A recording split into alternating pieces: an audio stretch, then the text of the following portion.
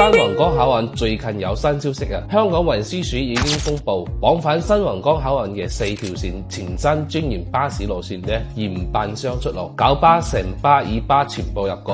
加上原本3條現有路線嘅延伸或者調整，未來咧最多有7條巴士線嘅，可以直達新皇崗口岸。最吸引人嘅係咧，新皇崗口岸未來會採用一地兩檢合作查驗一次放行嘅模式。有報道話咧，通關時間有機會由以前大約30分鐘縮短至大約5分鐘。咁問題嚟啦，長者2蚊搭車北上深圳係咪穩陣呢？我嘅睇法係機會好大，但未到官方最後公布之前呢，都唔可以講死啦。票價、班次、優惠安排依然要等運輸署同巴士公司正式公布啦。仲有一個問題，皇崗口岸新開，蓮塘口岸會唔會被打沉呢？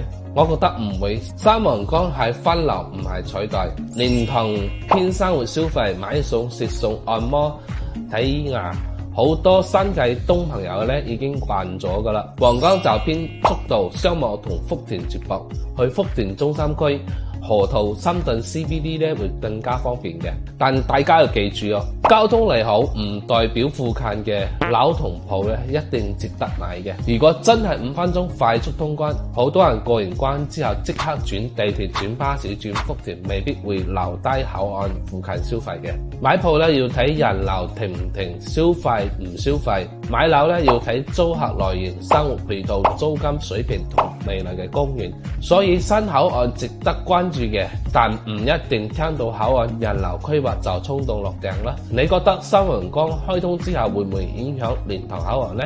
留言區講下你嘅睇法啦！